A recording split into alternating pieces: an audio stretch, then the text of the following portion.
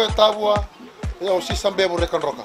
Adoro mo tabua, anto tele taka na warro na pula FM. Number 2 ena sir. Bula naga go ilimo do tele taka na FM na go sa set to na pula FM. Bula o tsempo ni valu ngone ni kandabu, ni mokisa o bacik na sinu. Ando tele taka bali na warro na pula FM na bantu ena sir. Oh, lorima naga di suka lambasa. Todo talita Bula FM number 2 na seri. Bula FM number 2 na seri.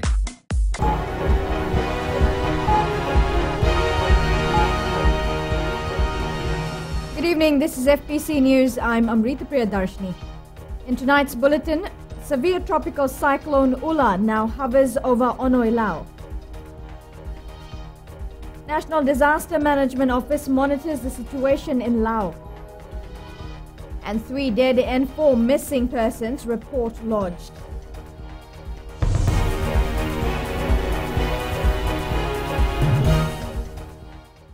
The update from the Weather Office in Nandi in the last hour has confirmed that the eye of severe tropical cyclone Ula hovers over Onoi, Lao in the southern Lao group. Director of Meteorology Ravin Kumar says tropical cyclone Ula is tracking at 16 kilometers per hour and has damaging gale force winds close to the center at 150 kilometers per hour and momentary gusts on the wings at 205 kilometers per hour. He says the Category 3 system may intensify as it tracks west-southwest of the Fiji group. Kumar also says the impact on the ground will be severe for the 7 islands in the group. The impacts of the winds have been started to be felt from early this morning. Some of the island groups, especially Onoi Lao, has reported a wind speed of 37 knots with the gusts of 53 knots. The system has slowed down in last 12 to 24 hours, and given its movement, the damaging gale force winds and the damaging storm force winds will be upon these islands, and since it is moving slowly, the impact on these islands will be severe as the system moves to the south. The storm is expected to lie some 150 kilometers south of Canberra and 65 kilometers off Onoi, Lao at 7 p.m. tonight.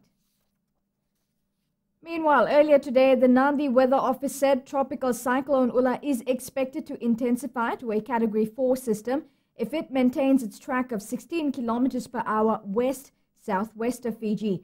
This, as the effects of the cyclone is already being felt in southern Lao waters since noon today. Madhu Moletamana has more. Severe tropical cyclone Ula was located 110 kilometers south-southeast of Canberra and about 100 kilometers north-northeast of Onoi, Lao at around 1 p.m. today. Director Meteorology Ravin Kumar says destructive winds may begin several hours before the cyclone center passes nearby or overhead. The cyclone has moved very close to Canberra, and the rain and the clouds are affecting the islands as well as the group, and some of the reports that has come about, strong winds are being experienced. We're gusting up to 33 to 32 knots. Winds have been reported.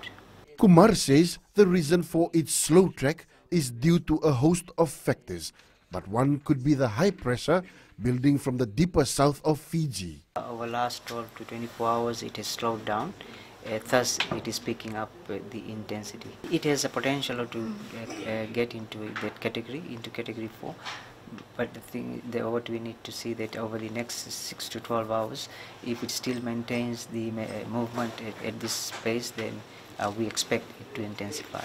The Director of Meteorology says while the strong wind, rough seas and heavy rain warning for the east of Fiji is still in place, occasional showers, heavy at times, will be experienced throughout the country in the next 48 hours.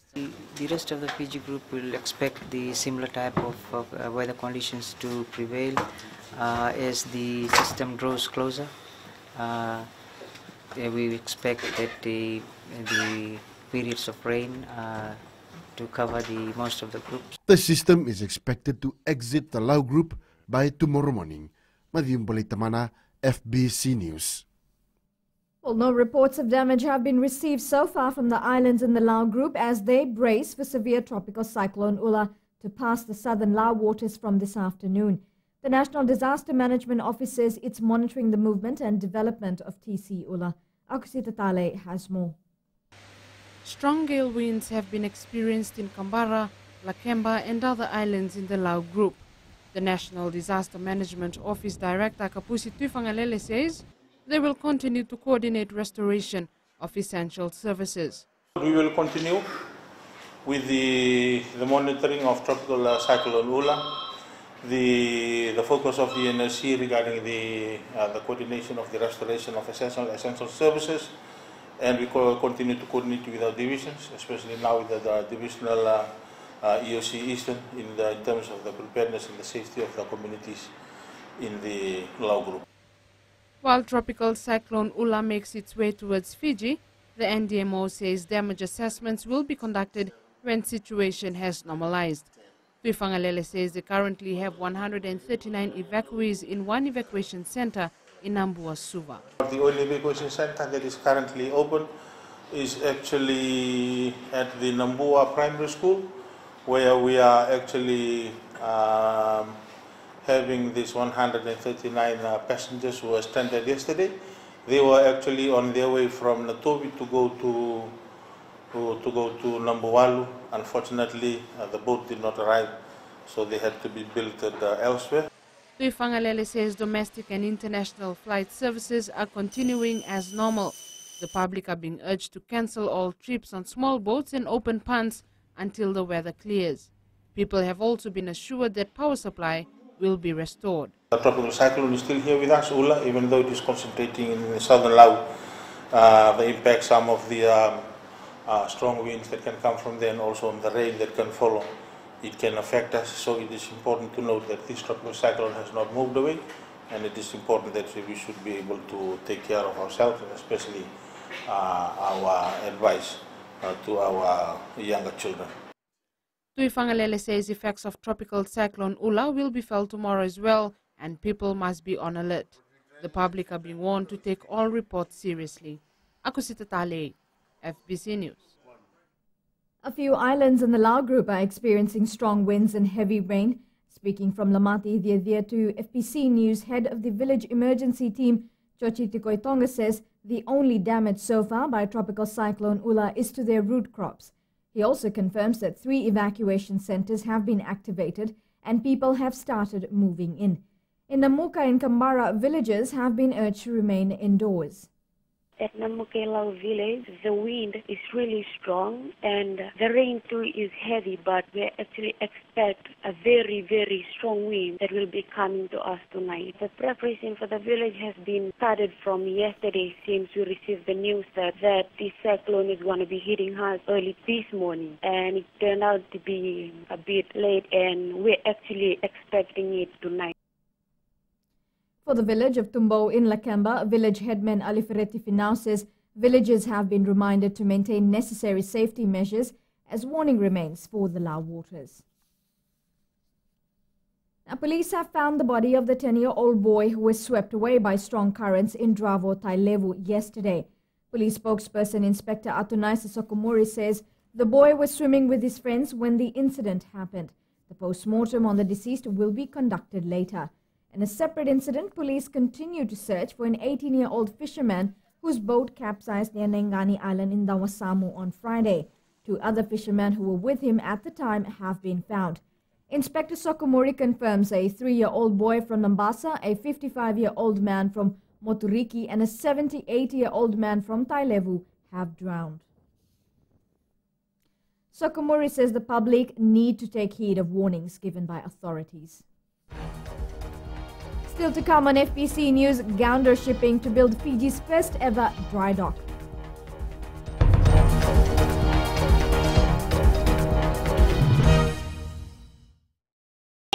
And I love Mirchi FM.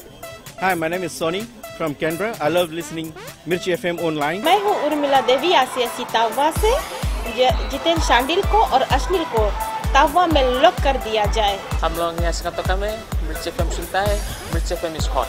I'm Shelly in Tanga Nursery. Mirchi music simply been dance in nursery. Meshfaq, Valil Hussein, Mirchi FM, mere nas mere. Mirchi FM, it's hot.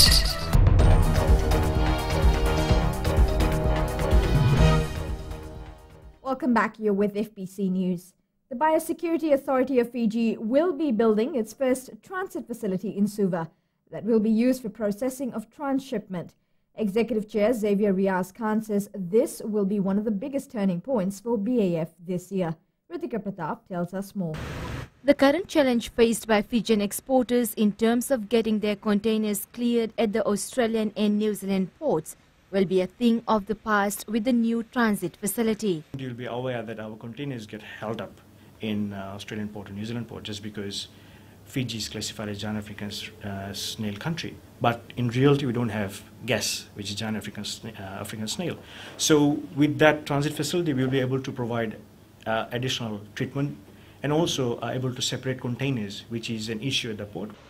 Xavier Riaz Khan says the Finance Ministry has given them the grants to build this facility. BEF's other capital projects include the development of emergency response for plants and animals, the termite project, whereby BEF provides free treatment to infested houses, and the eradication of iguana. Khan says BEF has also been given funds to enhance its animal health surveillance. With the grant for 2016, we'll be able to develop the strategies, which is frameworks for different species, for example, for chicken, for poultry, for cattle. So we'll be able to have different frameworks for different species in terms of how to carry out the farm surveillance, in terms of disease reporting, disease testing, and that will be basically pretty much rolled out all over the country for all sectors. The Executive Chair says they will be looking at a private-public partnership for this project. Ritika Pratap, FBC News. Plans are underway to bring a 5,000-ton dry dock to Fiji. Gander Shipping Limited revealed its plans to FBC News, saying discussions in relation to this are on track. Ali Kimbia has the details. The local inter-island shipping company, Gander Shipping Limited, has been competing in the industry for 4 years now. Owner George Gander says they are now working on bringing Fiji's largest dry dock that will be situated in Suva. There's better plans for Gander Shipping last year, and I can announce it. 2017, I've announced that we'll be getting a 5,000-ton dry dock in Fiji. A dry dock is a narrow basin or vessel which can be drained of water to allow the inspection and repair of a ship's hull. Gander says this will enable them to repair and inspect vessels locally, in turn greatly assisting the shipping industry. The largest dry dock we're negotiating in at the moment, and it will be a win-win situation for Fiji if we manage to pull this 5,000-ton dry dock. I've seen it, I've shown it to MSEF officials last week in Canada, that I'm negotiating on a 5,000-ton dry dock to come to Fiji. Gander Shipping's another milestone will be the arrival of its new vessel MV Queen of Chilliwack from Canada next week. Ali Kimbia, FBC News. Boat operators and owners who do not comply with the laws of putting safety equipment on board will be penalized. The acting Chief Executive of the Maritime Safety Authority of Fiji, John Tunindao, says the Maritime Infringement Offences and Penalties Regulation deals with this. Farzana Nisha has more. The acting Chief Executive of the Maritime Safety Authority of Fiji, John Tunindao, says he does not see any reason why vessel operators will not comply after MSEF has addressed the requests of boat and ship owners. Actually, there is a request from stakeholders, from the boat operators, that few important things need to be provided to them. That is why they were not complying. Firstly, accessibility, and secondly, affordability, and the provision of services to them. And that was what MSEF has embarked throughout the years to provide to them. I don't see any compliance issue, and this is addressed by MSEF to our boat operators. However, Tunindao says they will go case-by-case basis before fines will be imposed. Depending on the non-compliance issues that they have. For example, if the vessel is operating illegally without a service ticket, it can range up to 150, 200 on-the-spot fine. That has to go through the court system, or the magistrate court system. And that will also ensure that they Even though we've provided everything for them, if they still do not comply, then the infringement offense or the infringement regulation comes into force. Tunindao is advising the public that safety equipment on board each vessel is necessary for their safety. Razana Nisha, FBC News. In tonight's Successful Fijian segment, we feature the story of Fiji's first female captain, Selai Saumi. Saumi has created history by becoming the first ever Fijian female to assume command on a Fiji Airways jet fleet. Shireen Lata caught up with Saumi at her home in Namandi Heights recently. Successful Fijians is brought to you by the Fiji Development Bank, your partner in progress. Yeah. Selai Saumi always dreamt of becoming a pilot just like her late father, Captain Nadanieli Saumi. But becoming a captain came as a bonus for her. I feel very satisfied. I started on this journey in 2001, so it's 14 years ago. And it's been a lot of work, and there have been a lot of people along the way who've helped me. Captain Saumi was previously a first officer on the Boeing 737 and a second officer on the Boeing 767. She says the journey so far has been exciting but also challenging at the same time. Even things just with your body getting up early in the morning, or staying up all night, doing an all-night flight. And of course, there were, tests and exams, and there still are. It had to do a lot more with just dreaming it up. It had to capture your interest. And so when it got a little tough, it really sort of grounded in me. I really had to dig deep to really decide, okay, well, this is what I want to do, and I'm going to stick with it. The 32-year-old captain says faith in herself and hard work kept her going. I stand among giants, and they've committed themselves to training me and bettering me. And there were times when even I couldn't find encouragement in myself, but they put out their hand and always said, "Oh, you can do it." Saumi's mother, Lide Saumi, says her daughter has lived up to her expectations. I'm just so proud of her. I knew she would become a good captain and a safe captain, and that's what I've always emphasized with her. No words can ever match what I have inside me to tell her.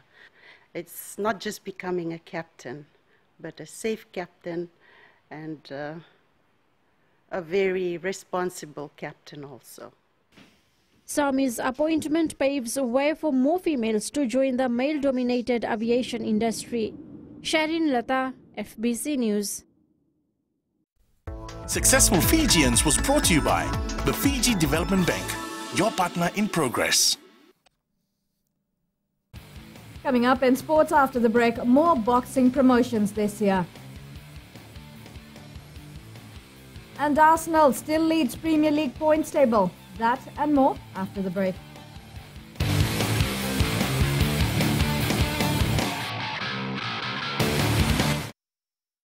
Bula, I'm Dori from Nasinu Market. My choice is simple, Gold FM. Only the classic hits. My name is Yvonne. I'm from Nandi. I love Gold FM, only the classic hits. Sayandra, my name is Sunny. Only the Gold FM at Golden Point Resort, Raki Raki. Hi, I'm Anna of Nasinu. When it comes to a radio, my choice is always Gold FM. Only the classic hits. My name is Anna and I'm from Nandi. I love listening to Gold FM. Gold FM, only the classic hits. Gold FM, only the classic hits.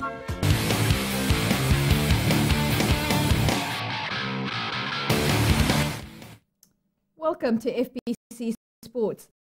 The West Boxing promotion has assured boxers and fans that they will see at least 3 local promotions this year.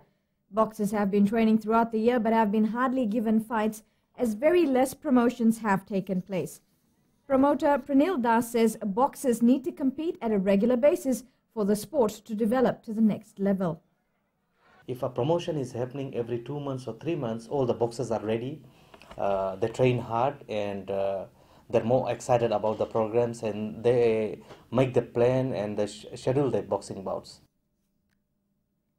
The Westwood boxing promotion held 2 promotions in the last 4 months of last year. Jared Hayne has some solid competition for a spot in the San Francisco 49ers season finale against the St. Louis Rams tomorrow. The 49ers announced today that they have activated another running back, Mike Davis, from the injured reserve list. It gives the 49ers 4 running back options for tomorrow's game, with Hayne, Davis, Juan Harris, and Kendall Gaskins. The team usually takes 3 into each game, and coach Jim Tomsula said earlier in the week he would like to play Davis. Well, the 49ers play the Rams at 11 a.m. tomorrow. The Melbourne City and Sydney FC sides played to a 2-2 draw in the Hyundai A-League competition last night. And in a match tonight, Newcastle Jets host Melbourne Victory at 9:30. Well, the Arsenal football side has opened up a 2-point gap at the top of the English Premier League points table. The Gunners defeated Newcastle United by a 1-0 in their first match of 2016 today. Manchester City has moved to the second spot on the ladder as the side came from a goal down to defeat high-flying Watford 2-1. West Ham United has leapfrogged Liverpool on the points table as the Hammers defeated the Mersey side 2-0 today. In other matches played today, Manchester United defeated Swansea City 2-1.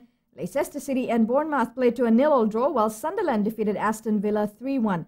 Meanwhile, at 2:20 a.m. tomorrow, defending champions Chelsea will play Crystal Palace, and you can watch the match live on FBC TV.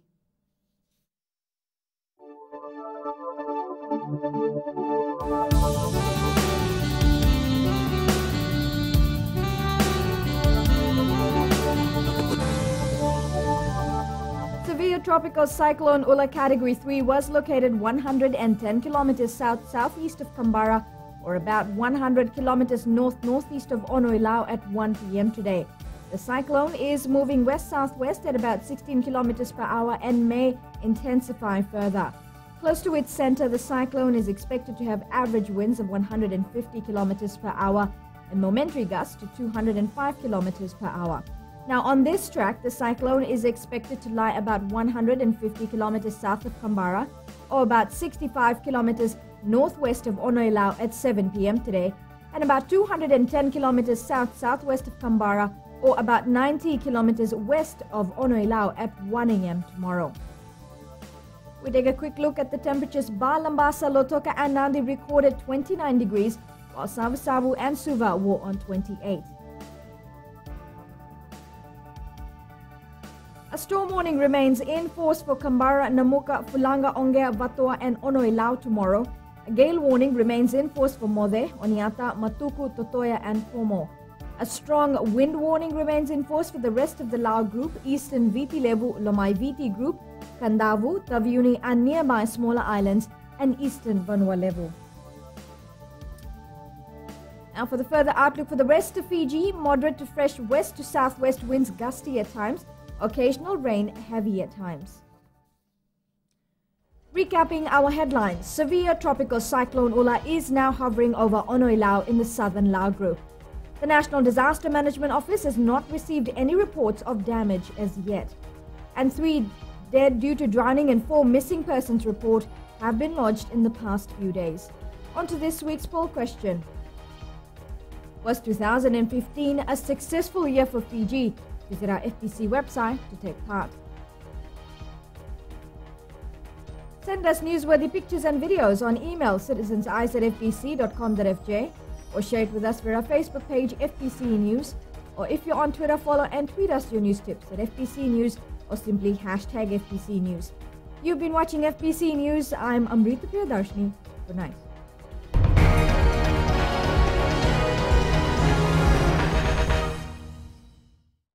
Hi, my name is Liviana Valentine. I'm from Nandi and Today FM rocks. My name is Ateza. I work at Golden Point Resort. I love listening to Today FM. Today FM rocks. My name is Krish. I'm from Tava. I like listening to Big Breakfast. Today FM rocks. I'm Juliana. I'm from Nautaka and I like listening to Today FM. Hi, my name is Chelly. I live in Arere. Today FM rocks my drug and lollipop. Bula, my name is So. I'm from Navua.